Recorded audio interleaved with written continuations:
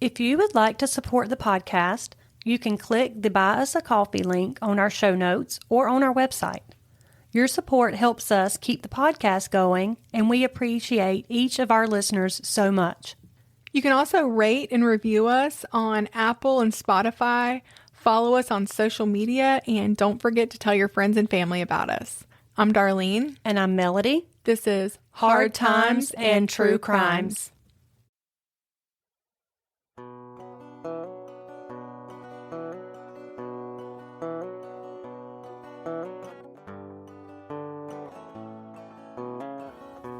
Back in my day, Halloween was more about the candy than the costumes for most kids, and for good reason.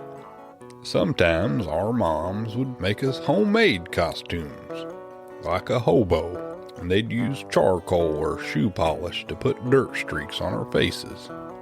And sometimes we could dress up as our favorite TV character like Superman, Frankenstein, G.I. Joe, or Barbie. Our parents could buy a $5 store-bought flammable apron with a thin plastic mask that fit pretty awkwardly, had 2 eye holes, and was held in place by a rubber band that pulled the far out of your hair. It was pretty magical. I can still smell the plastic. We used real knives to carve our own pumpkins, and if you were older than 3 years old, you weren't accompanied by parents. We went out at dark, sometimes on foot or on our bicycles, with our siblings, best friends, and a dream of filling a pillowcase with candy. People were more frugal back then, but most every neighbor in every neighborhood collectively participated, giving out popcorn balls, homemade peanut butter brittle, gospel tracts, and great big handfuls of the good candy. At some point, somebody's dad who had one too many sips of the witch's brew would jump out of a bush and scare everybody. We'd walk for hours through every neighborhood, and on our way home we'd dare each other to run through the graveyard. We never got home before 10, and nobody was worried or out looking for us. When we came in, our parents would swear that they needed to check our candy for razor blades and poison.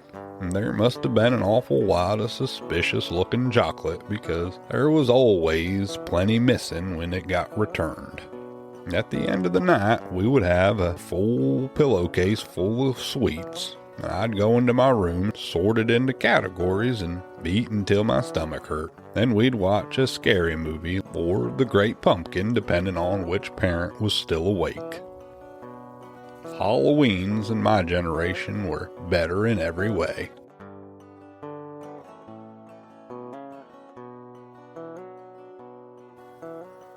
I'm Darlene. I'm Melody. This is Hard Times and True Crimes.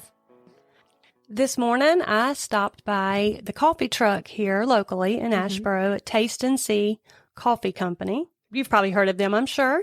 Yes, of course. They're sponsoring this episode. Go ahead and tell us what you're having.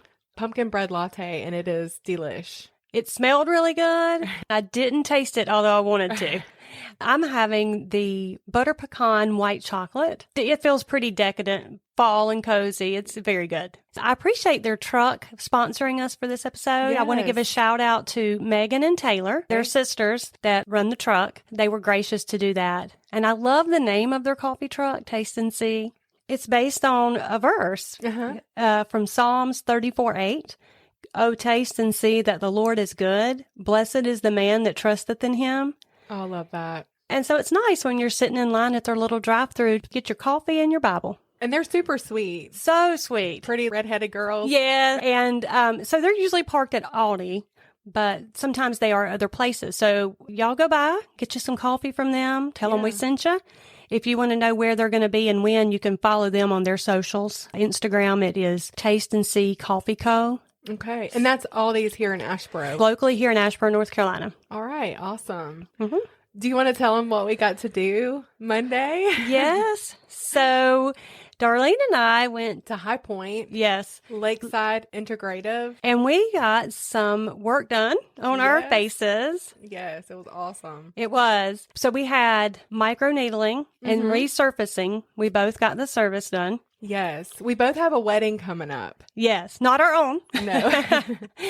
But we both wanted to look nice for it and get rid of some of those wrinkles. And for me, age spots, because, I'm a child of the 70s and I grew up worshiping the sun, 70s and 80s, And so I wanted to get rid of some of those darker age spots. Yeah, I was really nervous about the microneedling, but and it was worth it. Beauty is pain, right? Yeah. But it wasn't bad. It wasn't bad. Right. But definitely so worth it. We can already both see some results and some differences. I can tell a big difference in the wrinkles in my jawline. And that's probably where I noticed the most difference. And around my lips, like I just feel like it lifted everything already. Yes, and you can see it. It's visible result, like you said.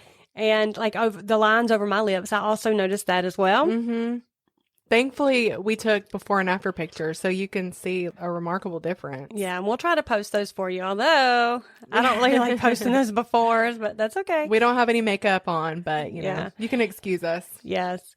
So we want to give them a shout out. We actually are going to continue. We both have 2 more treatments left with them.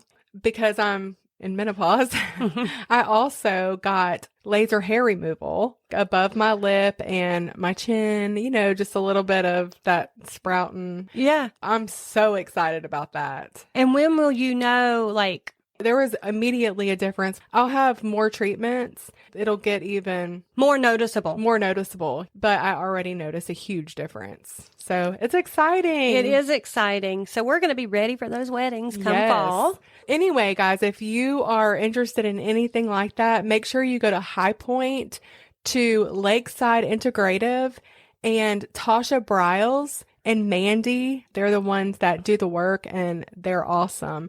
And Sweet Chelsea is at the front, and she will make your appointments for you. And just tell them that Darlene and Melody from Hard Times and True Crime sent you. Yes, absolutely.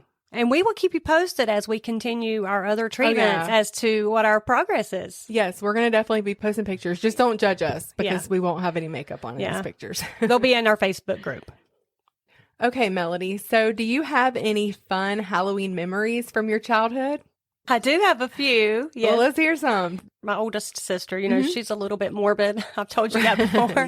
I do remember her when we were really little taking us through the graveyard on Halloween. Okay. One year we dressed up like Kiss. That's fun. Yeah. And so she was Gene Simmons, and I was Paul Stanley, and my sister Kim was Peter Criss, and I forget who was Ace Frehley, but that was a pretty fun memory for me. I love that. When I was really little, I actually wasn't allowed to trick or treat. My mom was newly saved, and she did not allow it. I only have one childhood memory of, I don't know what happened, but my mom decided to take me this one year, and it was just me and her. It would have been, it would have been 1983. So I was really young, about 5. That I remember, she only took me to 2 houses. We went to a lady's from church. I want to say her name was Viola. And then we went to my grandma Thomas's. But we must have went to some other houses because I had little stash of candy.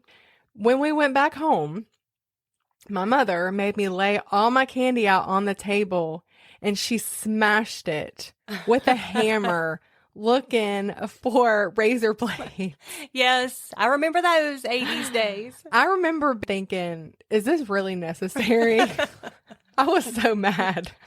And I remember licking my finger and then getting the little tiny pieces, the shards of this green sucker off the table and licking them off my finger. Oh, goodness. She loosened up a little bit when we moved to Nashville. Yeah. And so my brother and sister were of course allowed to have all the fun, and they went trick-or-treating. Right. And so I would take them. I would have been about 13 then. And let me tell you, Nashville did not disappoint. Oh, I can only imagine that was probably a very big event. It was. We got full-size candy bars. I mean, it was amazing. So I actually would take them, quote unquote, for the next couple of years. It was a lot of fun. So for me, I always let my kids trick or treat because I felt like I missed out. Yeah. Well, see, we did trick or treat all growing up, and then Right. when I had my older girls, Yeah. we did not do Okay. Halloween. We did Reformation Night, November the 1st. And so we did a big thing with candy and stuff. We used to have events at our house. Oh, We had a Reformation trail. that is so cool. Yeah, they would walk through the woods at night and come up on these reformers, and they would tell them their stories. Tell me like a couple of the reformers. Martin Luther, Yes. the big one. Of course. And then John Knox, Calvin, that's John awesome. Calvin. And there were so many. And then we did Bloody Mary one time. Ooh, I'm Even going to be though- talking about her soon. Yeah, and she wasn't really a reformer, but when you Yeah. do that story, you'll see how that plays into the time period. But now that I've got 3 more children, we've loosened up a little bit too, and so my kids go trick or treating now. Yeah. Well, now there's all these fun things like trunk or treats, Mm-hmm. the hell houses. Oh yeah, yes. Do you know what I'm talking Mhm. about? Yeah, Where my husband you're- worked in one of those for years. My husband did too. And we did one at a church here. It was actually a lot of fun. So you don't have to worry about getting razor blades in your candy. Exactly. This story may have something to do with my mom smashing all my candy whenever I was 5 Okay. years old. In 1974, 30-year-old Ronald Clark O'Brien lived with his wife and their 2 children, Timothy and Elizabeth, in a Houston suburb called Deer Park. After years of barely getting by, Ronald had been blessed with this really good job as an optician at Texas State Optical. It wasn't a job where he was going to get rich off of his pay, but it did pay the bills. And for the first time in a long time, his family's future was looking promising. The family were devoted members of the Second Baptist Church in Pasadena. That's interesting. Usually the First Baptist Church. Ronald sang in the choir, and he even served as a deacon and oversaw a bus ministry there. He was really involved. On October 31st, 1974, it was an exciting night at the O'Briens.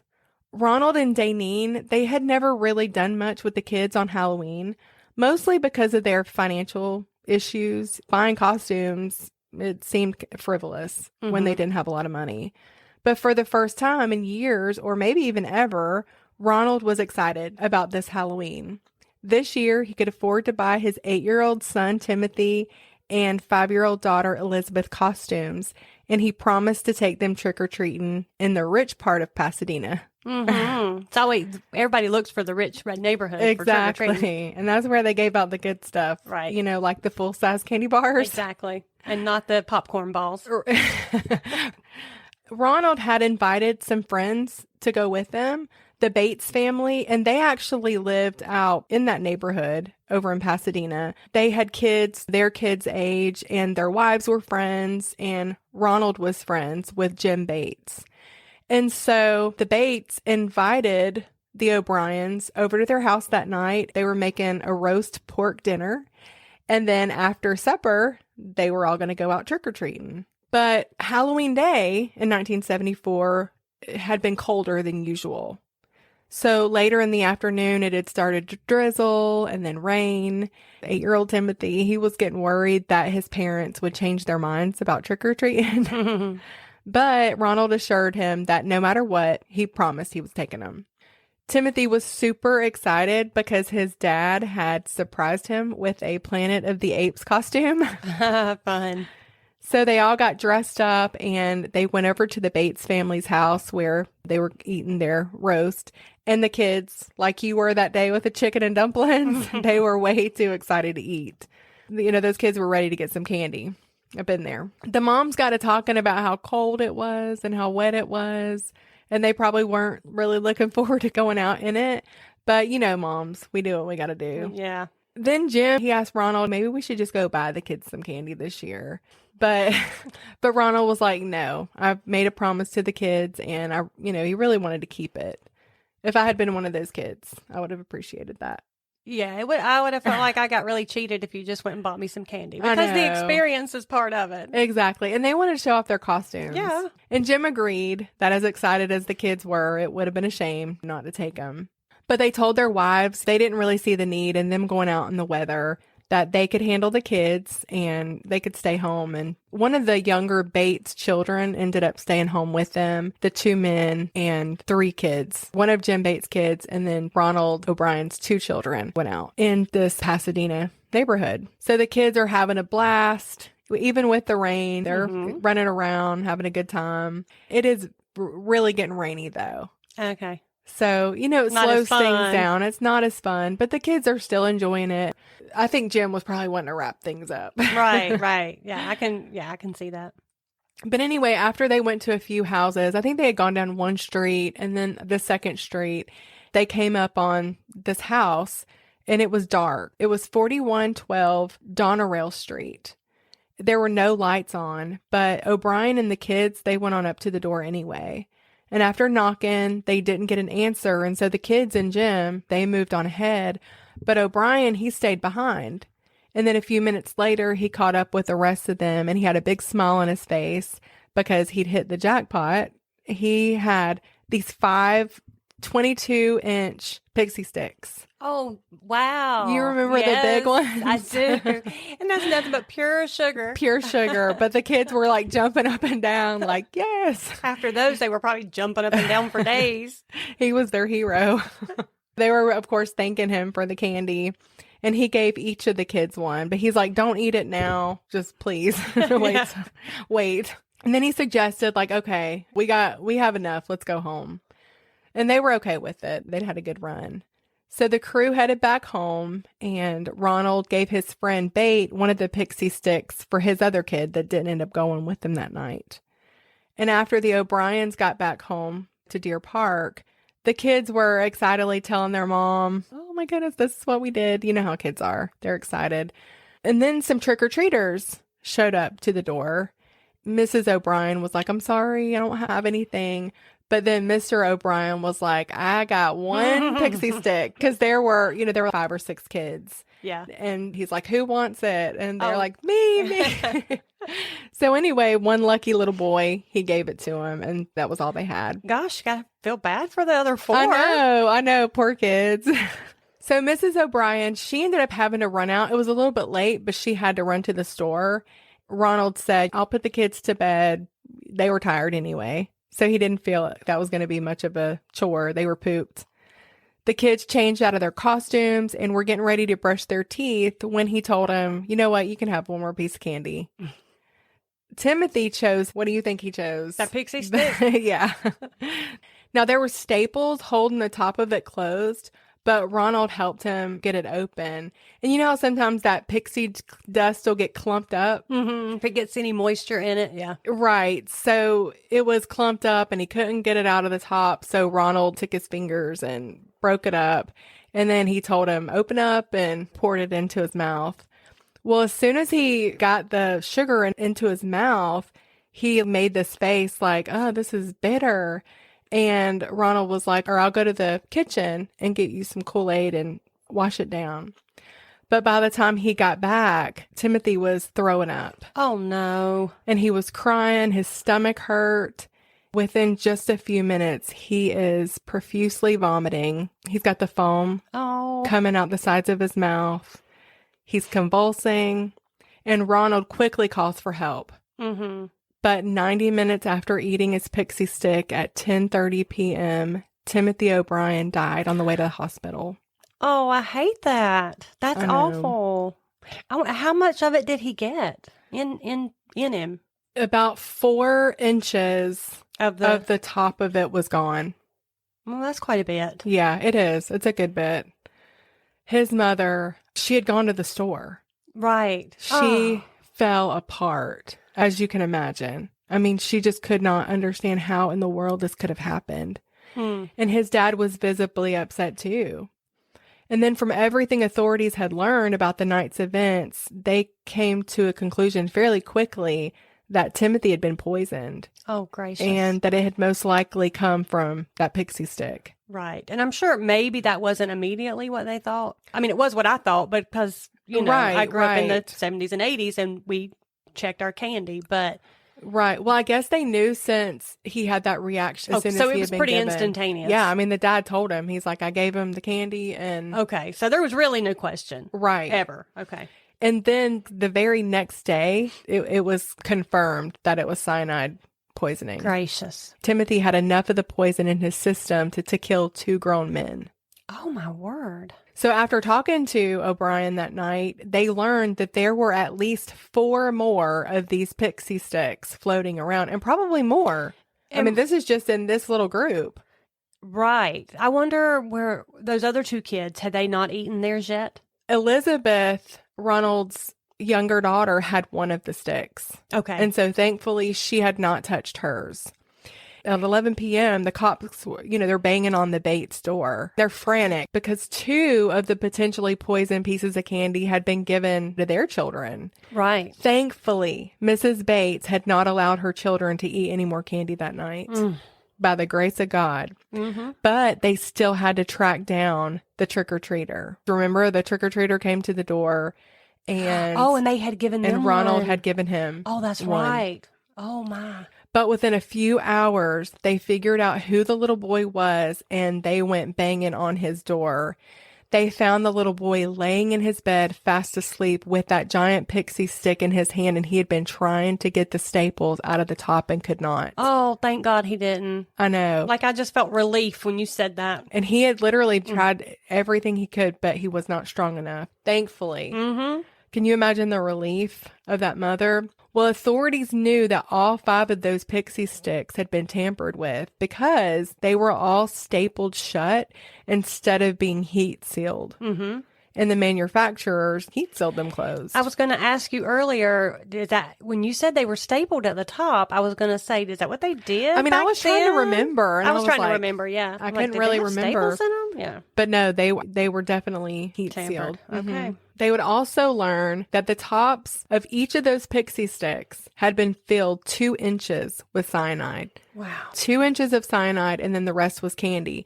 Now, in the case of Timothy, 4 inches was missing from the top of the pixie stick, and there was actually no cyanide in the remainder of it. Okay. So he had probably eaten about 2 inches of the cyanide and then 2 inches of the candy. Right. The Pasadena area was frantic, I'm sure. as you can imagine, when they learned about kids' Halloween candy. Mm-hmm. And I'm going to being assume the poisoned. cops were at that house pretty quickly where they had gotten it. Oh, yeah. Oh, yeah. I'm going to tell you what, these cops were on it. Good. They were incredible. Yeah. Like I said, the next day they had those results back. I mean, they were really working fast. The police department asked parents, they went on TV and they were like, you need to be vigilant and checking your children's candy and bring in anything that looks suspicious. And they ended up with an entire room full of candy that parents had dropped off. Oh, I would imagine. Yeah. I mean, I probably wouldn't have let my kids eat anything that year. That would have all been, I would have taken it right over to the police department Absolutely. and bought my kids candy. Yeah. Mm-hmm. That had always kind of been a fear, I think, because of Halloween movies and just urban legend stories. But until Timothy's death, poison trick-or-treat candy that's really all it was an urban legend, because there had never even been one documented case of anything like that ever happening in the United States. And honestly, like, I still thought it was an urban legend, because when you were talking about growing up in the 70s and 80s, you heard those stories about the poison in the razor blades. Yes. And then years later, I heard those were all urban legends. I did not know that there was a real documented case of that happening. Mm-hmm. So I am surprised by 1974. Well, Ronald O'Brien, he was a big man. This is Timothy's dad. He had a soft-spoken, almost feminine voice. He sang a song at his son Timothy's funeral service, and there was hardly a dry eye, of course, in the room. Like the lady said in the Dingo Ate My Baby episode, that he did have a peace in knowing that his son was in heaven now. Oh, which really just gets you. It does. Meanwhile, detectives were working night and day trying to figure out who poisoned this candy, because very likely there's a lot more out there. Yeah. Detective Bill Lanier, this was his first murder investigation, and he interviewed O'Brien several times because he was the one that gave him the candy. Sure. He was the last one with them. He has to do his job and check out every possibility. Exactly. Ronald was having a hard time remembering facts about the night, like where the pixie sticks had come from at first. And honestly, that is normal. Losing a child is traumatic and things get hazy. I do not remember details. I would Yeah. probably look really bad because I just don't remember details. I'm sort of like that too. I'm Yeah. just kind of not really observant. He told the detectives that he knew that he'd been given the giant pixie sticks from a home in the same subdivision they trick-or-treated in. But first he said he didn't know which home, and then he couldn't remember the street. But detectives soon realized that they had only taken the kids trick-or-treating on 2 streets because of their weather. Okay, so that narrows it down. Yes. And then O'Brien told detectives that he didn't actually see a person, just an arm sticking out of the door. Well, because, like I said, the lights were off that night. Mm-hmm. I know you can see the look on my face. I'm like, I'm perplexed here, but okay. Yeah. The detectives took O'Brien back to the Pasadena neighborhood and walked him up and down the streets where they had gone trick-or-treating with his children. And after really doubling down, like, look, this is important. Mhm. We have got to figure this out. He finally did point to the house where he got the pixie sticks. And the house belonged to Courtney Melvin, who was an air traffic controller at Hobby Airport. O'Brien then identified Melvin as the man who'd handed him the candy, which I thought was weird because he said that he hadn't seen his. So I think things are just kind of changing. Now, I do have some questions in my brain. You want me to hold them? Because you're probably going to cover them. Yeah, hold him. Okay. Then they went to Melvin's job and they arrested him real quick. But Melvin had an airtight alibi. I feel really bad for him, actually, that he got arrested in front of all of his colleagues, everybody at the airport. Because it was established that he had not even gotten home from work until 11 p.m. on Halloween night. Okay. Guys, you might hear weed eating and lawn mowing and dogs. Everything just seems to be happening at once. But anyway. And they are sure that he had nothing to do with it. Yes, he actually had over 200 people who vouched for his whereabouts and saw him at work. That's pretty airtight. It really is. So now, yeah, I feel bad for him too. And his wife, Carolyn Melvin, she had been home that night and she passed out candy to trick-or-treaters until 6:45 when she ran out of candy.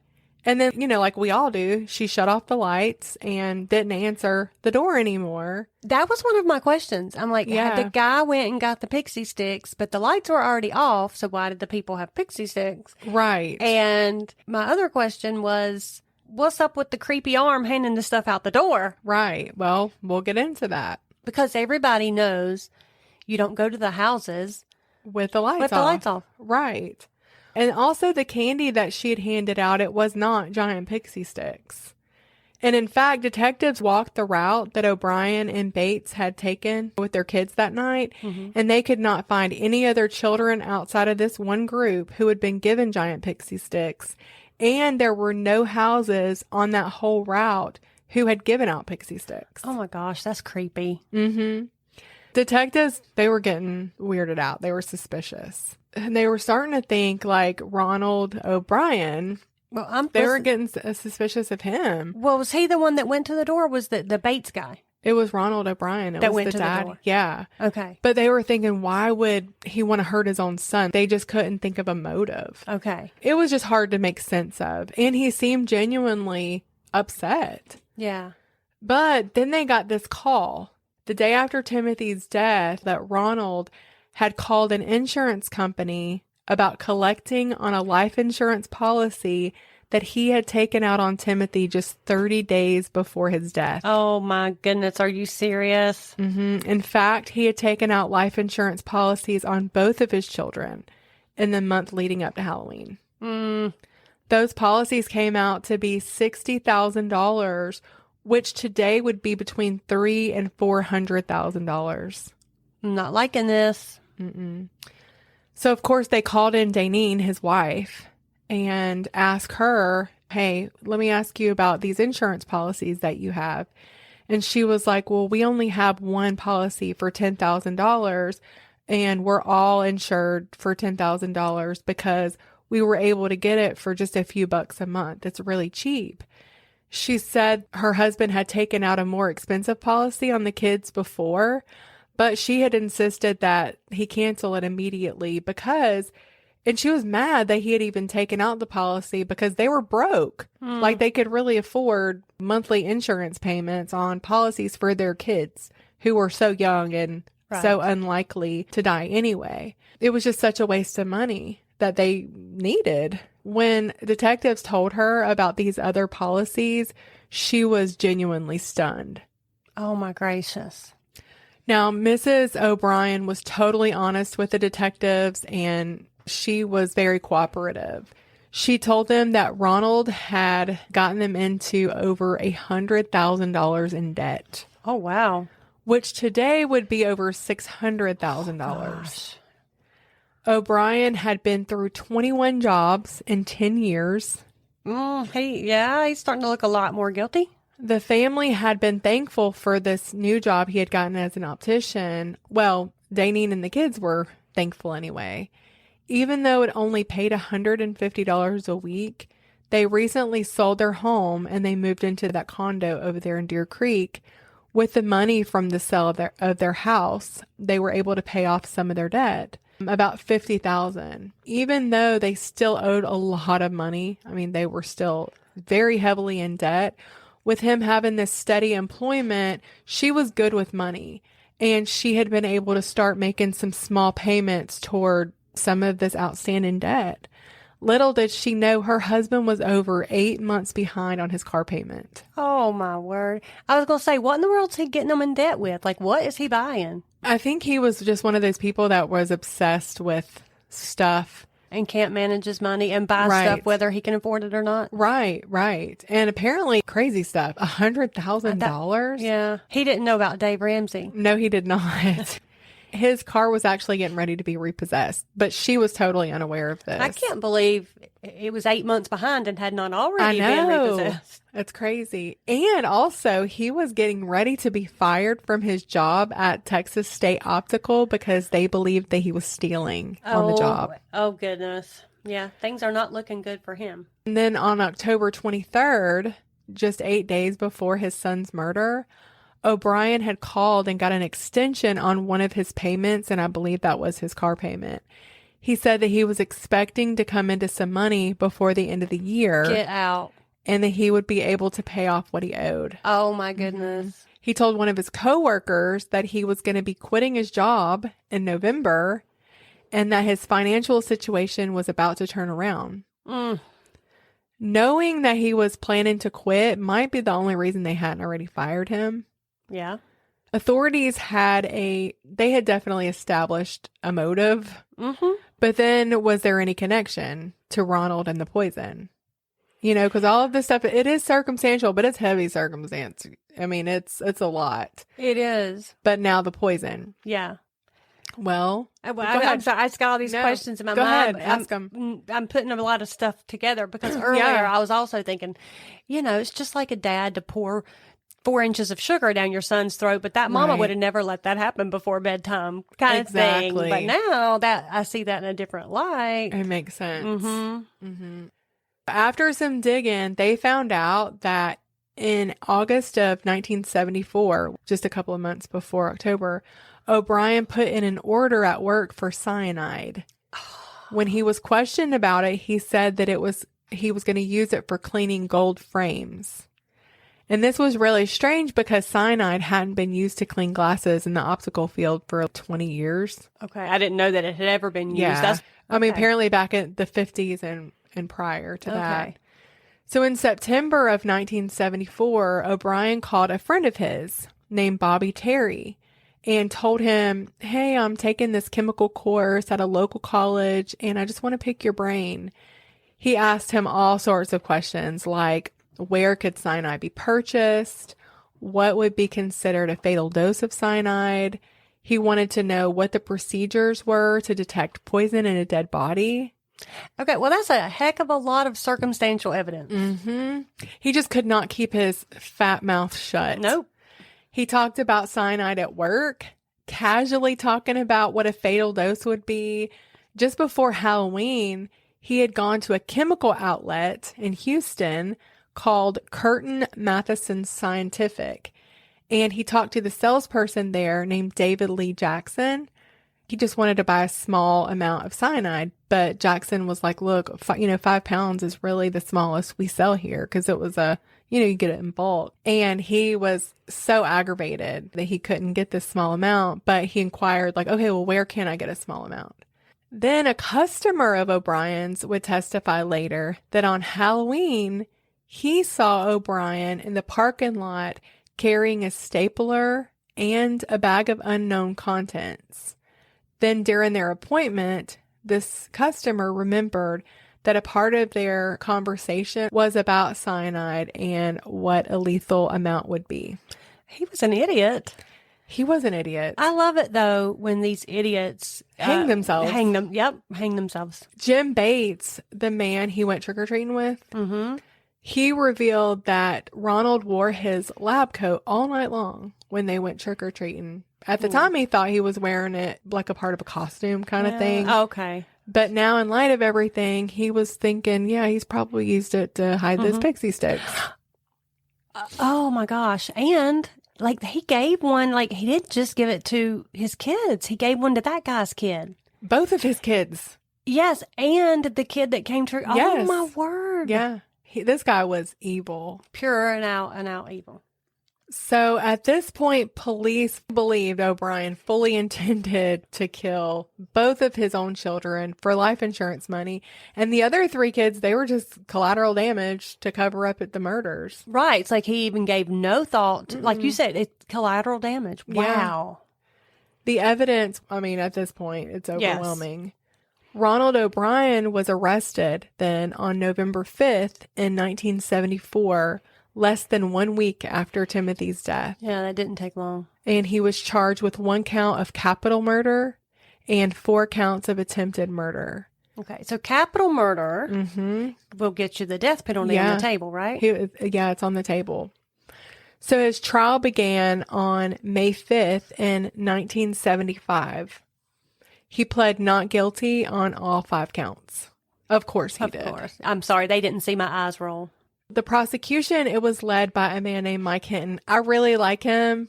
I didn't go into a lot of detail about him here, but this guy was a spitfire. Just to show you what a sicko O'Brien was, during the trial, he smiled at the prosecutor and offered him a Tootsie Roll. Oh, my gracious. What an arrogant. Yes. I hope the end of this story is... I hope I get justice here. Not me. I hope at the end everybody gets a sense of justice has been done. Later on, they asked him years later, he gave this interview and he was like, people say, I know you're tired of talking about him. He was like, I never get tired of talking about that sorry son of a... Yeah, I bet he does. Anyway, I won't go into that, but yeah, he was something. Daneen O'Brien, she testified against her own husband. She said that she had no idea about those additional life insurance policies. She remembered before Timothy's death, her husband quoted this weird Bible story about how Abraham must have felt about sacrificing his only son. Oh my gracious. You're giving me chills. Yeah. She just started putting these things together. She said she'd really wanted to believe him. I mean, he's her husband, but she knew deep down that he had murdered their son. Bates, which was the man that, had gone trick-or-treating. Yeah. He testified that he hadn't seen anyone answer the door at the Melvins that Halloween night, but that he had seen O'Brien holding those pixie sticks in his hand. He also testified that Ronald wore that lab coat. Remember I told you? And, even when they were eating dinner, and now just in hindsight, how strange that was. Bates said that although Ronald looked grief-stricken in public, privately he was unemotional. He said that at his own son's funeral, when he was going up on stage to sing, which now makes me sick, by the way. That's right. Ugh. He said that he watched him pass right by Timothy's open coffin, to get on the stage. And he said he literally just walked right past him, didn't even glance at his son. And he just said in that moment, it was chilling. And from that moment on, he thought he did it. My goodness. Bates said that at one point, Ronald told him there was actually no way that cops were going to be able to pin Timothy's death on anybody. Oh my goodness. He sounds, there's that word again. He sounds Yeah. like a narcissist. Yeah, or a sociopath. Sociopath? Is that more of the... I think so, because I was trying to figure that out last night, and I was like, he just doesn't have any feeling? no feeling for anybody else. None. None. Yeah. And again, I mean, you know, we're not psychologists, but Right. we do like to think of things in terms of like Yeah. what were these people thinking and what have they got going on mentally Right. to make them do something like this and to not even have any remorse. No, I mean, and like we know with sociopaths, they do have feelings, but it's all for themselves. Who would care more about their financial state than their child's life Right. or anybody's life? Right. There has to be some kind of a disorder there. I don't Yeah. I don't want to give it a label or an excuse, but you know what I'm saying? Yeah, there has to no. be something mentally wrong. Right. A few weeks before the murder, Ronald also told Bates that his family was going to be buying a house soon, but told him not to mention this to Danine, his wife. Oh, we're going to buy a house, but my wife doesn't know. Right. He just could not shut He his couldn't. mouth. He He couldn't help couldn't. himself. He was so excited about killing his kid, and he was going to kill both of his kids. Yes, and also I feel like I think there's like that arrogancy there Oh, that there keeps is. him running his mouth. Yeah, you oh, know, yeah. because he's so confident that he's getting away with this. Yeah, He thinks he has thought of the perfect way to do this. he does. Like he said, there's no way cops are going to be able to pay. And I think because you know how everybody was at that time, the panic about candy and stuff like that, and he thought that's it. He thought he was so smart. Mm-hmm. He was going to be able to Right. pull it off. Because And- everybody would just think, oh, it's this Halloween candy. Nobody will be able to trace it. They'd be thinking it was some psycho, and it really Yeah. was some and psycho. right. But And I can just play the grieving father. Yeah. So he Demented. really thought he had this thing all figured out.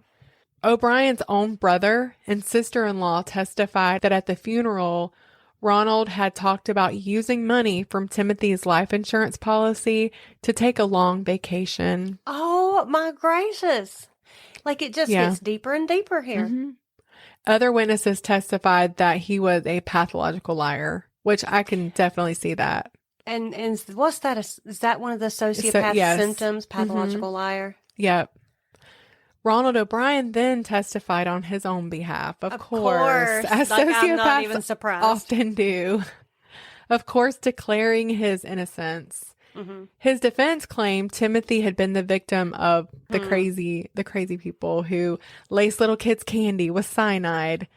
Like I mentioned earlier, you know, there had been 0 documented cases of this.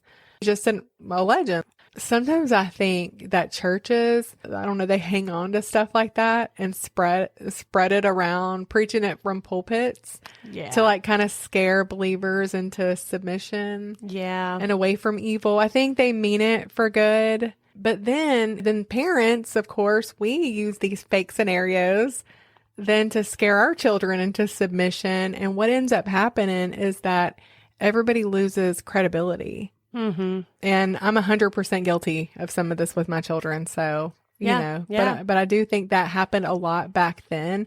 So I think it was a big thing where everybody was scared, you know. Anyway, I digress. But the jury did not buy this mad poisoner story. And on June 2nd, 1975, after deliberating for 46 minutes, they came back with a guilty verdict. I think that's the shortest jury deliberation I've ever heard. I know. of. I know. Guilty on 1 count of capital murder and 4 counts of attempted murder. So Okay. he was found guilty on all charges. Okay, good. And they went in there and they said, "Do you think he did it?" Yep. Okay. Yeah. They took that back out. Then during the penalty phase, they took 71 minutes before they decided that O'Brien was going to be sentenced to death. Right after his conviction, Danine filed for divorce. She believed that he was guilty and she was happy with the jury's verdict. Yeah. Poor woman and their poor daughter, because Oh, I know. she now knows that her dad did this to her brother and was going to do it to her. I know. I'm going to talk about that a little bit Okay. toward the end. But yeah, Danine said that she realized that she was probably his original target. because just before Halloween, he had made an appointment for her to sign up for some life insurance, which she did, but then would try to pay things and realized, like, we don't have the money to pay this. And so she couldn't pay the premium and they canceled it. That is Chilling. yes. And not unlike that other episode we did about Ted Kimball Right. taking out that policy without his wife's consent. Mm-hmm. Gracious. Man, I'm telling you, it makes you, like, I don't know, if your husband wants to take out some life insurance. Oh, I know. So Ronald's attorneys successfully did get 2 stays of execution. So they were postponed May 25th, 1982, and then October 31st, 1982, which actually would have been the 8th anniversary of Timothy's death. But they scheduled a third date, and this was March 31st of 1984. His attorneys fought for another stay of execution on the grounds that lethal injection was cruel and unusual. O'Brien was well, so is dying of cyanide poisoning. Yeah, so is suffering exactly. O'Brien was actually going to be the first prisoner put to death in Texas by lethal injection. The federal judge denied that appeal. They interviewed Daneen, his ex-wife, how are you feeling about all this? And she said, I'm really glad it's coming to an end. She said, I do not think that Ronald is a sick or insane person. I think he is perverted. Daneen had remarried and tried her best to keep living, even with this terrible void from living 9 years without her son, Timothy. She said that her daughter, Elizabeth, had been her priority during this time. Her daughter was 15 now, and Daneen just wanted Elizabeth to be able to put all of this behind her. She had done well despite the circumstances, but recently she had actually wanted to contact and visit her father on death row. And Daneen refused to let her. She said no because, so after Ronald had been arrested, now this was before his trial, but after he had been arrested, she visited him every week. Daneen did? Daneen did. Every single week. And she said that every time she went, he cried and he swore to her, begging her to believe that he was innocent. And she said he was convincing. Manipulators are. And she said that even though she knew deep down he did it, he really made her question herself. Like, am I crazy? Like, is everybody wrong? Is he telling the truth? Because she said he was just so convincing, and she did not want her daughter to go through that confusion. Oh, I'm so glad that she recognized that and protected her daughter from that. Because, especially, it's one thing to be the wife, but to be the daughter and that be your father, it would be easy to be swayed by that. It would. I don't blame her one bit. And you want to make sense of it. Right. And you want to believe that they wouldn't do that. You do. I mean, I see killers all the time. We know they're guilty. Like, there's all this evidence, but their children have a very hard time believing. I'm thinking of the lawyer, the South Carolina lawyer. Murdaugh. I'm thinking of his son. Yeah. And then the Lori Vallow. Well, not her, but her family members. I think now they believe it. But her husband, Chad, his children do not believe that he had anything to do with their mother's murder. And he did. Right. And there are people in her family who still don't believe that she really? did. There are some cousins and stuff. I've seen some interviews that are still taken up for her. That's insane. It is insane. And it's so anyway, her mother. It would be hard to believe, yeah. It would. And her mother, I think, was wise. She said that as difficult as it was to accept, Ronald intended to kill their daughter. He did. And Elizabeth did eventually come to terms with that. Okay, good. Ronald O'Brien's last meal was a well-done T-bone steak, French fries and ketchup, corn, sweet peas, lettuce and tomato salad with egg and French dressing, sweet tea, saltine crackers, rolls, and a Boston cream pie. I wish they would have stuck a pixie stick in there with... Me too. But my goodness, that's a lot of food. I was thinking, my gosh. Anyway, he was then led to the death chamber just before midnight. When asked if he had any last words, this is what he said. What is about to transpire in a few moments is wrong. However, We as human beings do make mistakes and errors. This execution is one of those wrongs. Yet, doesn't mean our whole system of justice is wrong. Therefore, I would forgive all who have taken part in any way in my death. Also, to anyone I have offended in any way during my 39 years, I pray and ask your forgiveness, just as I forgive anyone who has offended me in any way. And I pray and ask God's forgiveness for all of us respectively as human beings. To my loved ones, I extend my undying love. To those close to me, know in your hearts I love you, one and all. God bless you all, and may God's best blessings be yours. During my time here, I have been treated well by all personnel. Not one stinking word about his son. Not one word. And do you know, when you were reading that, I was hearing Aunt Earl's. Yes. Those were some of her last words. And if our listeners don't know, if our listeners don't know who we're talking about, it was our third episode that you did about Aunt Earl. If you haven't heard it, I might have just given a spoiler, but that's what that reminds me of. Yeah, me too. Ugh. Just after midnight, he was given the concoction that would end his life. And outside, a group was gathered. And the moment that they announced Ronald Clark O'Brien was dead, thousands of people gathered in the streets, yelled in unison, "Trick or treat!" Oh. I'm sorry. That is a fitting end to that. Yes. O'Brien died without ever admitting to a living soul that he killed his son. When asked about his feelings, Jim Bates said, "As much as I'd like to say I'm sorry for him, I'm not. The death penalty is bad, but it's not as bad as that little boy's death. People didn't see a picture of Tim's coffin and didn't think about him with foam coming out of his mouth, dying on that bathroom floor when they were protesting O'Brien's execution." And he said it was only by the grace of God and sheer luck that it was only Timothy who died that night. He said they got the right guy and he deserved to die because he gave Tim the death penalty. And then he said Halloween as we once knew it is ruined, and Jim Bates and his family never trick-or-treated again. Oh. Daneen, Timothy O'Brien's mother, never cashed in the $31,000 life insurance check she'd received at his death, even though she had serious financial problems as a result of Ronald O'Brien. She said that it was blood money and she'd get by without it. And you can't blame her for that. That would be really hard. Yeah. Poor woman. Well, I've never heard that one before. And it was, it's just chilling. It's just to believe anybody can do that. Yeah. And then go to their grave proclaiming their innocence.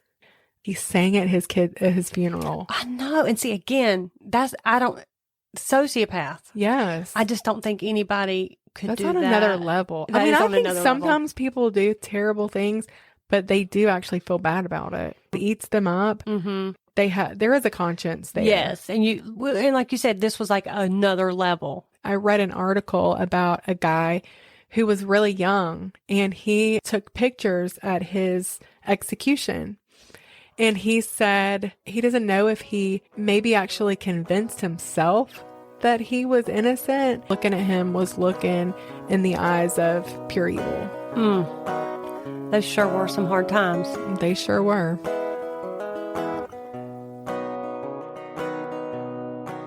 I remember one Halloween when our kids were little and our bank account was littler. My wife tried to make our youngest son a hobo costume. Bless his little heart. He looked more like an Oompa Loompa that got fired for being on meth.